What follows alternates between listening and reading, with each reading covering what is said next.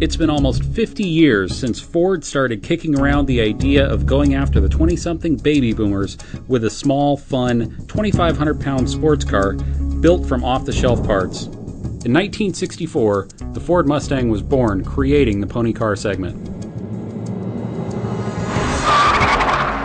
Within 2 years, Chevy had their own pony car in the fight with the heavier, more powerful Camaro.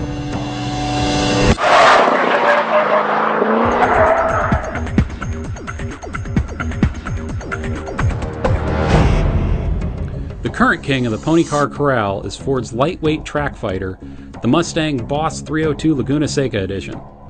Under the hood is a hot-rodded version of the 5-liter Coyote V8, also found in the Mustang GT.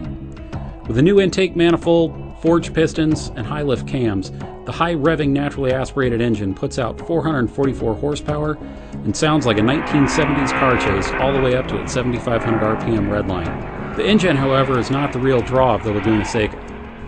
Ford has stripped weight out of the car, with the most obvious concession being the lack of a back seat.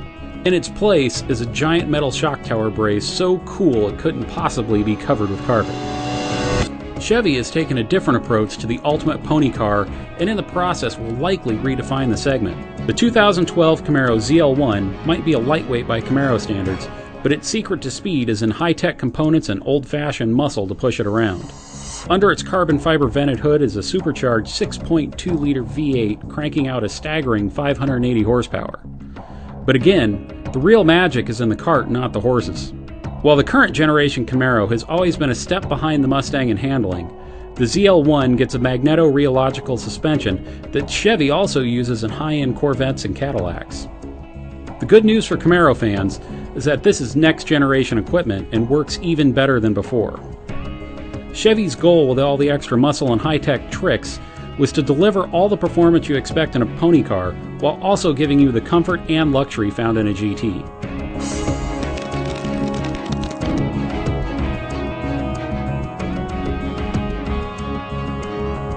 To find out if old school can beat the new cool, we headed out to Indy Motorsports Ranch in Arizona for track time around their road course to see which pony is best at Express.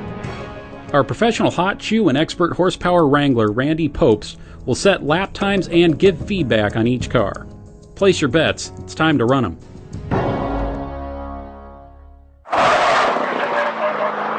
Crossing the start-finish line in the Camaro ZL1. A lot of good braking, a lot of control.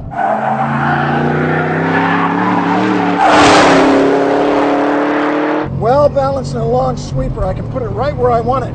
Was I driving with one hand? And the brakes are working. Into the sweeper. It's putting the power down. A little bit of power oversteer, not bad. I can stay in the power over the jump. Late brake.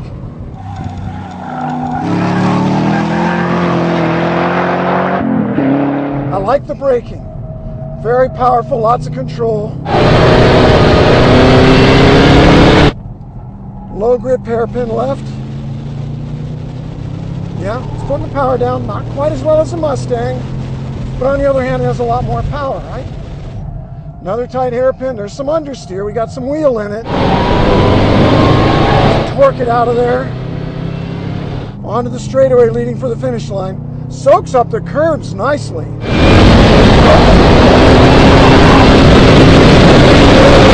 90, 100, 110, finish line.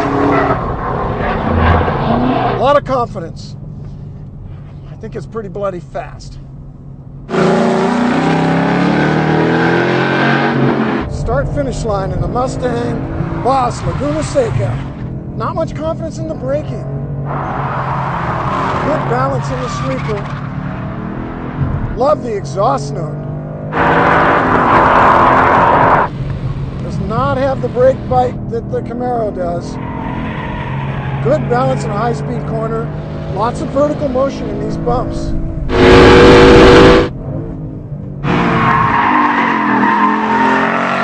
Little understeer into the hairpin. Puts power down well coming off a corner.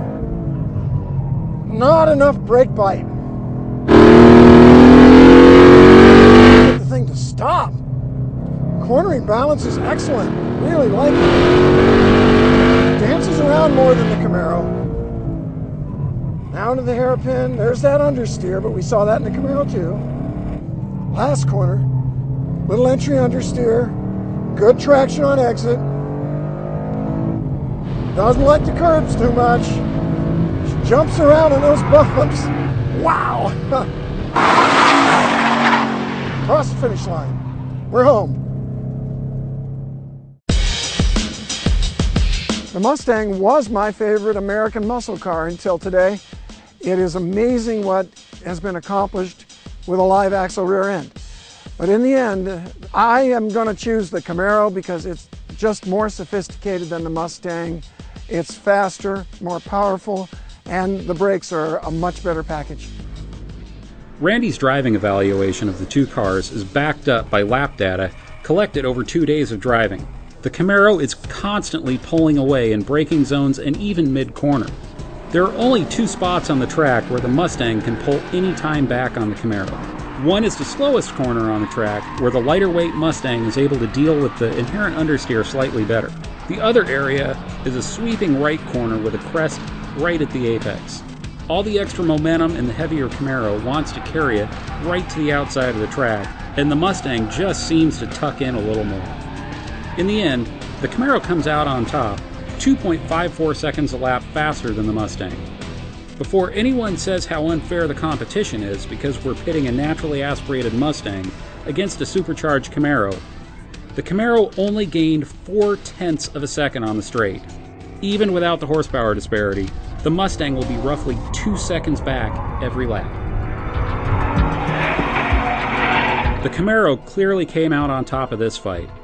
Although the Boss 302 is arguably the best Mustang ever built, it just feels and performs like it's a generation behind. Before the ZL1 came along, the Boss 302 defined the pony car class. Supercharged or not, it was the benchmark. It's lightweight, powerful, driver-focused, and fun to drive. But it is simply outclassed in this competition. The Camaro ZL1 is now the benchmark for a new generation of pony car. Supercar levels of performance with the daily driving comfort of a GT wrapped in a nostalgic package. But this isn't over. To ruffle Chevy's feathers during the Camaro's coming out party, Ford announced the updated 650 horsepower GT500 at the 2011 Los Angeles Auto Show. When we finally get our hands on the 2013 GT500 and the Camaro ZL1 at the same time, we will find out who is the new king of the corral.